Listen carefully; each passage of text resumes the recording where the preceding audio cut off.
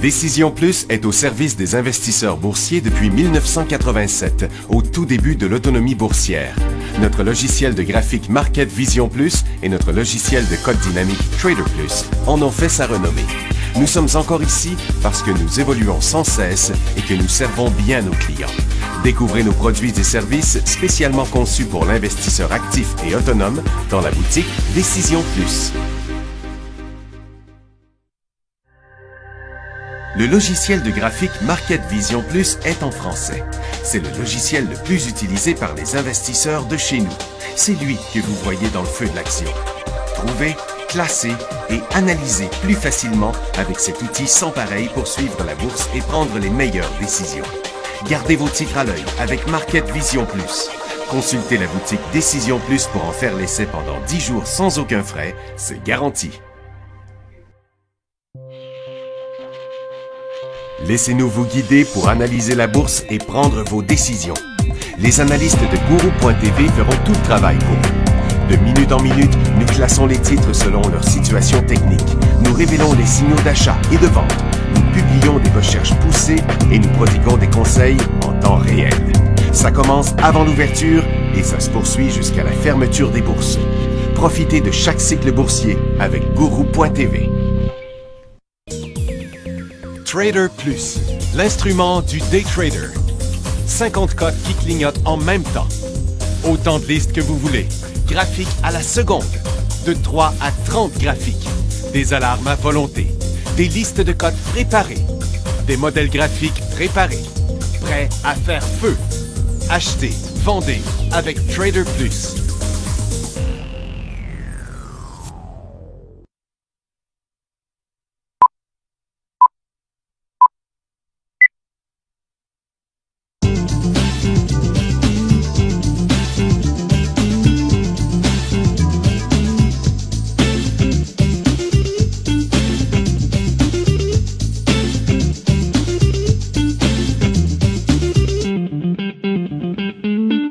Bonjour tout le monde, bienvenue dans le feu de l'action mercredi le 22 juillet 2015. Les marchés sont en baisse, très volatiles ce matin. Ça a chuté, ça a rebondi, c'est revenu. C'était quand même des mouvements assez évidents. Écoute, je vais le mettre dans un graphique en 1 minute pour vous montrer vraiment la situation aujourd'hui. Donc, on voit là, le marché de Nasdaq qui a planté de 1% à l'ouverture, a été suivi par trois cycles haussiers même. Et puis là, on est reparti de l'autre bord. Comme vous voyez, quand même, c'est beaucoup de volatilité. C'est plus 100 points à la baisse, 100 points à la hausse. Regardez le Dow Jones qui était beaucoup plus faible que le Nasdaq hier. Qui a rechuté à partir de ce moment ici, là, vers 10h30 ce matin, et sur le SP500 quand même, là, on parle de grosse volatilité. Donc, les fonds transigents en bourse, comme HVU ce matin, est intéressant, SQQQ aussi. Les affaires en day trading aujourd'hui, c'est intéressant. En swing trading, sur quelques jours, là, c'est pas mal moins évident parce que, rappelez-vous, au cours des derniers jours, je vous parlais, quand on était sur le creux du pétrole, le creux des orifères, je disais, regarde, c'est pas un beau creux, c'est trop faible. Puis là, ça glisse encore. Les orifères sont remontés ce matin, mais on dirait que ça va retomber encore. On reste dans un cycle baissier, là, sur les marchés. Puis on peut pas confirmer que c'est arrêté encore. Ça ressemble à un creux, mais c'est tellement pas fort. On va faire le tour de ça. Ce matin, c'est les résultats financiers de Apple qui ont vraiment fait chuter le marché de Nasdaq. Vous pouvez voir quand même la baisse là, ici ce matin sur Apple. Ça a été quand même une grosse chute. Il y en a un pire que ça, c'est Xoma. Où est-ce qu'il est? Je le vois pas sur le coup, mais anyway, on le verra bien tout à l'heure. Oui, mais pourquoi il n'est pas dans ma liste ici? Ah, il est probablement dans ma liste 1. C'est ça, il est ici. Lui, il en a pris toute une débarque ce matin, Xoma. à cause que ils ont raté l'essai clinique de phase 3 pour leur médicament iGuard B pour la maladie de Behçet et qui n'ont pas atteint leurs objectifs. 4 pièces et demie est tombé en bas de la pièce. Ouf! Ça fait mal. Et puis, donc, comme on voit, le dollar américain demeure dans sa tendance haussière malgré sa chute d'hier. Avec le rebond d'aujourd'hui, ça y donne encore un autre creux plus haut. Donc, le dollar américain demeure quand même en tendance haussière. Là, ben, c'est le Nikkei qui a commencé à se corriger du côté du Japon, mais ça a chuté partout, là. Regardez, ça, c'est le Japon. La Chine aussi montre un nouveau sommet négatif. À Londres, c'est plus qu'un sommet négatif. Ça a été quand même une chute assez importante de 1,4 %. Et puis le SPTT, pas le SPTT, mais le SPY, donc le SP500 est en correction évidente. Le marché de Nasdaq aussi est en cycle baissier. Le marché de New York est en cycle baissier. Puis il n'y a pas grand-chose pour arrêter ça là, dans le moment avant d'arriver à la zone de support. Et puis le TSX aussi est en chute, a rejoint son support, mais est-ce qu'il va plutôt aller rejoindre plutôt la ligne de tendance? Attends, on va essayer de mettre un autre graphique, on va le voir un peu mieux ici, c'est ça. Là, le SPTT pourrait bien venir, comme il l'a fait auparavant, venir rejoindre la ligne de tendance. Donc, ce serait un cycle qui aurait encore de l'espace. Par contre, ça a bien trop descendu pour aller jouer ça à la baisse. Donc, là, dans le moment, si vous avez des fonds transigés en bourse baissiers, que ce soit sur le pétrole, que ce soit sur l'or, que ce soit sur les mines, que ce soit même sur les marchés comme sur le marché américain et sur le marché canadien, c'est l'heure de prendre des profits sur ces positions baissières-là. Partiellement, parce que tôt ou tard, on va en avoir un rebond. Mais c'est toujours dans le pire qu'on dirait que ça va aller plus loin, mais que ça s'arrête là. Donc, pour le moment, en tout cas, on n'a toujours pas rejoint un creux sur le marché, puis c'est très hasardeux d'acheter à la hausse, c'est-à-dire acheter des stocks qu'on pense qui vont monter dans les prochains jours. Parce que pour l'instant, ces marchés-là sont pas stabilisés et puis ça demeure encore un peu faible. Du côté des orifères, on va faire le tour tantôt. L'or reste définitivement à la baisse, mais par contre, les titres orifères refusent de se corriger, les institutions semblant vouloir supporter le secteur. Donc, on va y aller avec quelques résultats financiers. Boeing qui est allé nulle part, parce que il a décollé à la hausse sur ses résultats financiers d'1,38 à 1,62. C'était quand même une grosse différence, mais ça n'a pas eu d'effet. Et puis, GoPro, qui était en hausse à l'ouverture après plusieurs jours de hausse, est maintenant en baisse. Ils ont eu des résultats de 26 à 35 cents. Microsoft, 57 à 62. Mais il devait s'attendre à des meilleurs que ça parce que le titre est en chute. Apple est en forte chute, on l'a dit. C'est pourtant, il y a eu 4 cents de plus à 1,85. Et puis Coca-Cola, qui c'est pas trop, là, des fois en hausse, des fois en baisse, 60 cents à 63 cents.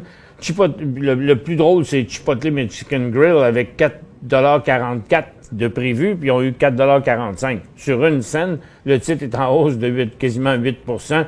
Il doit y avoir autre chose.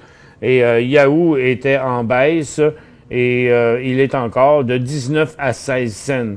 Bon, Xoma, je vous l'ai donné la nouvelle. AstraZeneca, c'est une étude de clinique qui ont manqué eux autres aussi. Bon, j'ai pas fait la consolidation là-dessus, mais la baisse, c'est juste une petite correction.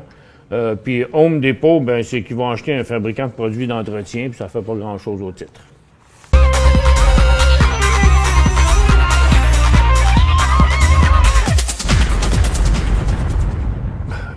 Une autre incohérence ici, c'est la grosse chute de Canfor, 6,85 %. Puis ses résultats financiers, ils attendaient 7 cents, ils ont eu 22 cents. Puis 25 % d'augmentation des revenus. Mais le titre est en forte chute. West Fraser Timber, 46 cents à 16 cents.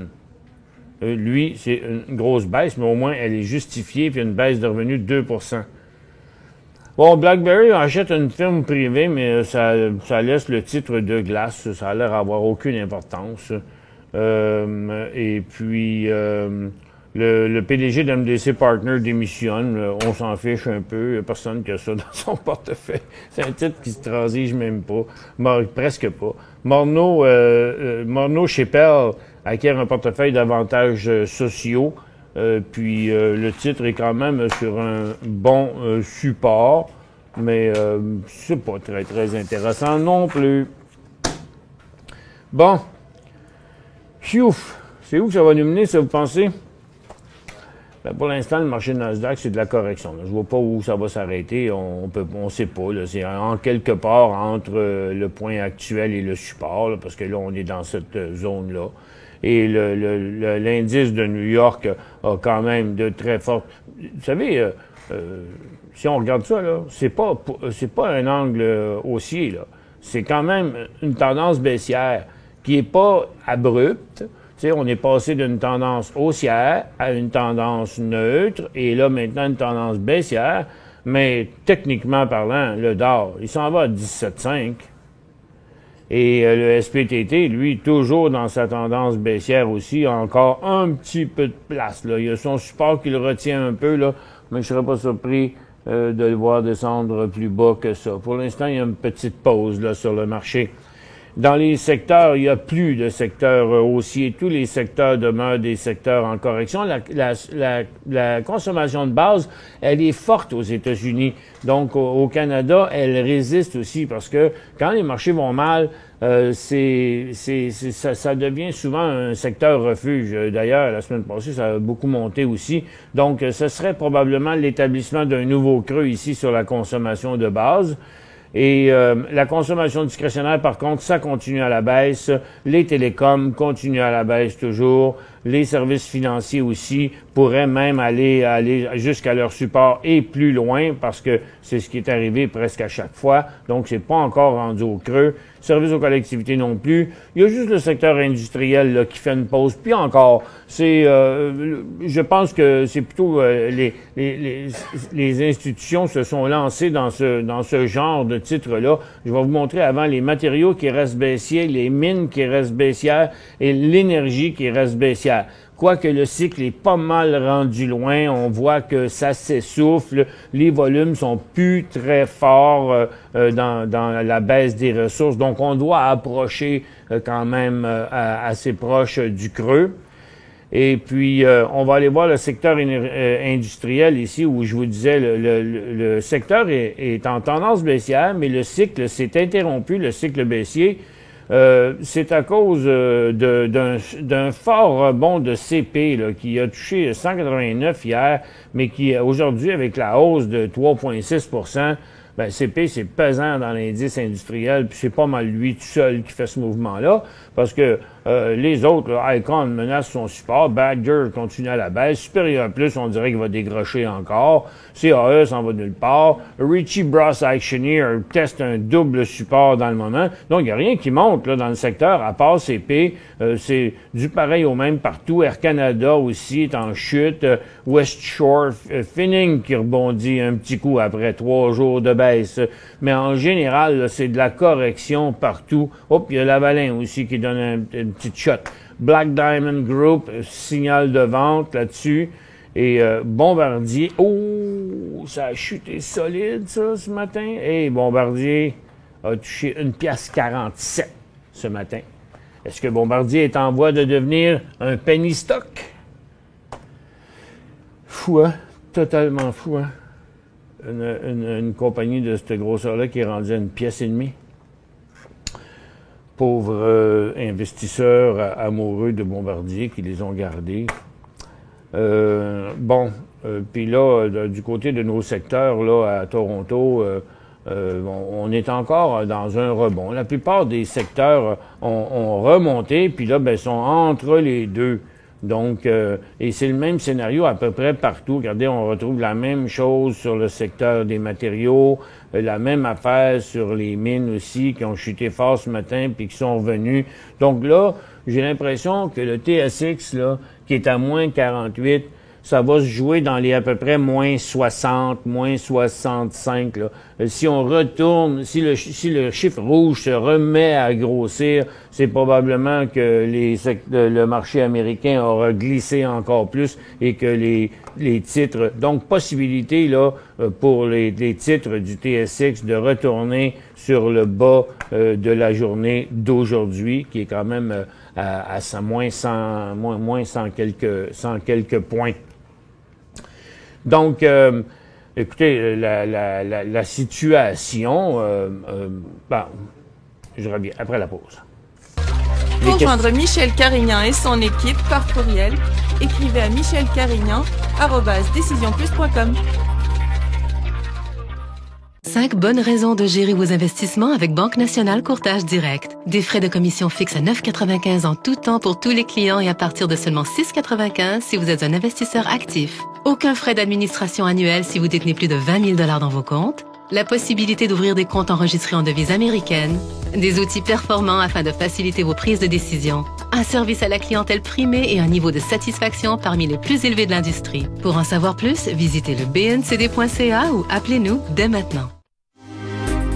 Décision Plus est au service des investisseurs boursiers depuis 1987, au tout début de l'autonomie boursière.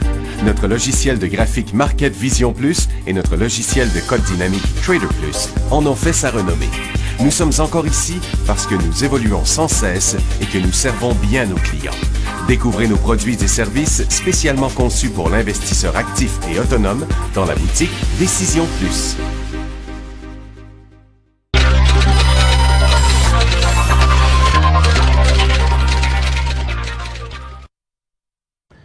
Bon retour, mesdames et messieurs. Regardez maintenant sur un graphique d'un an.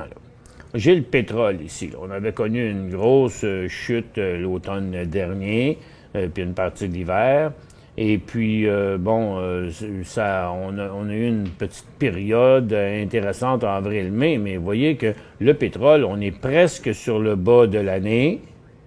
Le gaz, lui, on n'est pas loin du bas de l'année, mais dans le moment, on est en train de tester une résistance à court terme qui pourrait inverser la tendance, mais c'est pas fait.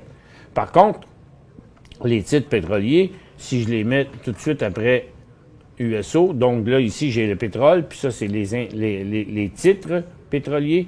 Vous voyez que les titres pétroliers ont pris de l'avance parce qu'ils sont traversés sur un nouveau bas. Donc, si le pétrole chute encore, ce qui est pas mal possible, bien, les titres pétroliers vont encore continuer. Ils sont baissiers. C'est pas un creux, on peut pas acheter des titres pétroliers là encore. J'ai trop prématuré parce que ils ont déjà pris de l'avance. Si le pétrole se stabilise, on pourrait avoir un rebond. Mais là, on est en train de jouer un jeu dangereux si on fait ça. Parce que on regarde si vous regardez la tendance ici, là, OK, en général, là, bon, la tendance est comme ça. Mais on a traversé cette ligne de tendance-là, là, le couloir en bas, ça veut dire qu'on va changer d'angle. Ça veut dire que même si, regardez, je vais aller un peu dans le futur, là, même si le secteur pétrolier s'arrêtait ici, puis même si on connaissait 2-3 jours de hausse, bien, à la seconde où ça reprendrait comme ça, on aurait même une tendance accélérée, OK? Parce qu'on a quitté celle-là. Là. Ça fait que c'est un peu risqué, là, ben même pas un peu, beaucoup, en disant, OK, le creux il est là, je vais acheter là. C'est un peu prématuré. Du côté de l'or, ben l'or chute, s'était stabilisé un peu, mais a rechuté encore aujourd'hui, et les titres aurifères ne chutent pas. Vous le voyez? Là? Bon. C'est assez simple à comprendre là, comme scénario ici. L'or continue à glisser, les titres aurifères ne glissent plus. Donc, les institutions supportent les titres aurifères là aujourd'hui. Mais si l'or accélérait encore à la baisse, oups, mais là, il va y avoir un réajustement ici, puis les titres aurifères pourraient glisser quand même pas mal. Mais où? Regarde, on n'a plus de point de référence. On est sur un nouveau bas pour les 5 dernières années. En gros, on voit qu'il y a beaucoup de volatilité. Regardez Cisco comme exemple. On a eu 2 grosses chutes. Là, c'est parce qu'on a un graphique d'1 an. Regardez, là, je vous en mets juste quelques-uns. Là. Quand on le regarde, là, on voit cette volatilité-là ici. Là. Regardez, à très court terme, on a ici une formation triangulaire ascendante. En même temps, ça, c'est un mouvement neutre. Donc, par là ou par là, ça va faire une grosse différence. Et il y a beaucoup de titres dans cette situation-là. Donc, Lakeshore Gold est à côté sur un support important. C'est pas le titre le plus faible, mais s'il y avait rechute de l'indice qu'on a vu tantôt, là, l'indice qui est de côté ici, comme ça voudrait dire que Osisko est reparti par en bas. Ça veut dire que Lakeshore Gold franchirait le $10. Ça veut dire que Torex pourrait retourner dans un nouveau bas pour l'année. IAM Gold, il est pas solide, il est déjà faible, semble vouloir déjà rechuter. Puis regardez, vous voyez, là, c'est que la plupart des titres là, se sont calmés depuis 48 heures, mais la sortie en haut ou en bas là, va être déterminante. Puis si l'or chutait encore, bien, ça pourrait chuter assez fortement, même du côté du secteur aurifère. Donc là, qu'est-ce qu'on doit faire? Là? Si on a fait des sondages hier, on a vu qu'il y avait des gens qui avaient des positions baissières dans le secteur énergie, le secteur aurifère. Mais là, c'est l'heure de prendre des profits là-dedans, parce qu'on est rendu sur un point de stabilité sur l'or. Donc, prenez des profits avant que ça rebondisse. Puis, du côté des titres pétroliers aussi, la même chose. Parce qu'il pourrait y avoir un certain rebond. Je pense pas qu'on devrait acheter ici pour faire de l'argent à la hausse dans un rebond, mais on devrait prendre des profits sur nos positions baissières pour éviter de les perdre, car si on avait un rebond, par contre. Du côté des mines, pareil au même. On a une tendance qui est vraiment baissière. Il reste même encore un petit peu de place à la baisse, là. Il y a un titre qui se comporte bien là-dedans, c'est Turquoise Hill, parce que tous les autres continuent à glisser, là, Tech, Hut Bay et First Quantum qui a décroché finalement ce matin encore. C'est où que ça va s'arrêter? Il y a encore du potentiel à la baisse, là. London est encore à la baisse, mais les mouvements sont trop avancés, là. On va pas shorter First Quantum parce qu'il décroche, mais il suit les autres par en arrière de loin. Les autres sont déjà en chute, on le voit, là, le secteur est arrangé de même, Hot Bay est là. Donc, pour l'instant, c'est pas encore un creux assez solide.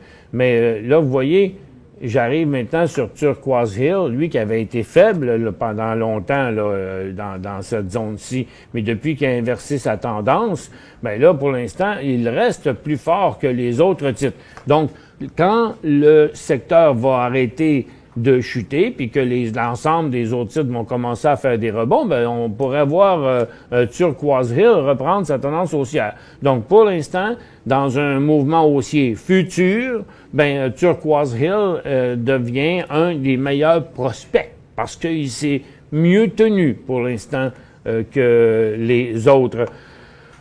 Ah, j'ai un cas aussi à vous montrer qui est Turquoise Hill, qui est Stornoway Diamond, Stornoway Diamond, qui, bon, nous a encore une fois nous avoir fait la même affaire qu'il nous avait fait ici.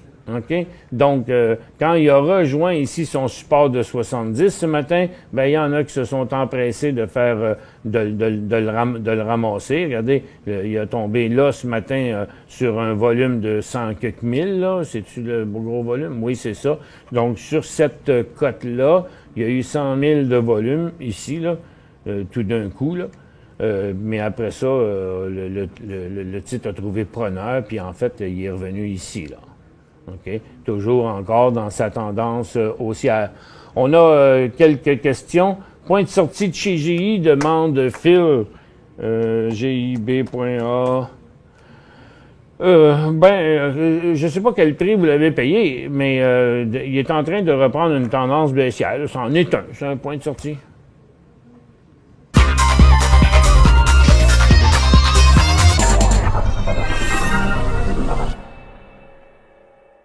Cinq bonnes raisons de gérer vos investissements avec Banque Nationale Courtage Direct. Des frais de commission fixes à 9,95 en tout temps pour tous les clients et à partir de seulement 6,95 si vous êtes un investisseur actif. Aucun frais d'administration annuel si vous détenez plus de 20 000 $ dans vos comptes. la possibilité d'ouvrir des comptes enregistrés en devise américaine, des outils performants afin de faciliter vos prises de décision, un service à la clientèle primé et un niveau de satisfaction parmi les plus élevés de l'industrie. Pour en savoir plus, visitez le bncd.ca ou appelez-nous dès maintenant. Laissez-nous vous guider pour analyser la bourse et prendre vos décisions. Les analystes de Guru.tv feront tout le travail pour vous. De minute en minute, nous classons les titres selon leur situation technique. Nous révélons les signaux d'achat et de vente. Nous publions des recherches poussées et nous prodiguons des conseils en temps réel. Ça commence avant l'ouverture et ça se poursuit jusqu'à la fermeture des bourses. Profitez de chaque cycle boursier avec Guru.tv.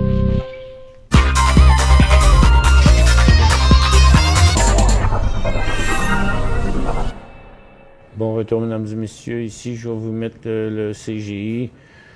On va le mettre en 15 minutes pour en avoir plus long.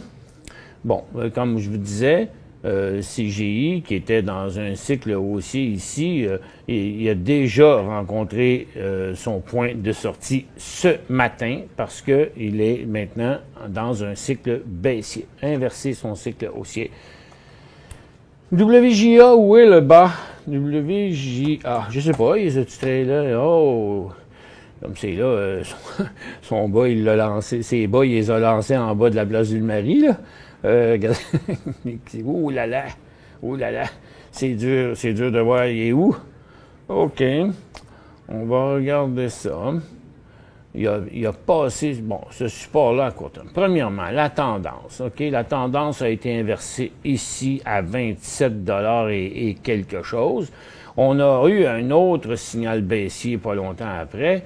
Pas comme ça. On va regarder ça plutôt comme ça. Donc, vous voyez, là, ces principaux signaux, on va enlever un peu de ligne, là.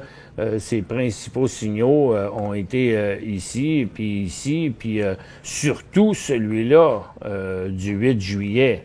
Là, maintenant, où il va s'arrêter, à 20$, je dirais, parce que son prochain support majeur est aux alentours de 20, 50, à peu près. Il devrait pas... il a l'air pas l'air vouloir s'arrêter tout de suite. Puisque c'est sa tendance, il n'y a pas d'acheteurs. Le volume diminue. Ça, c'est le beau côté, là. Regardez, à mesure qu'il descend, le volume devient de plus en plus faible. Fait que oui, il approche, là, mais il pourrait bien rester une pièce et demie encore à descendre là-dessus.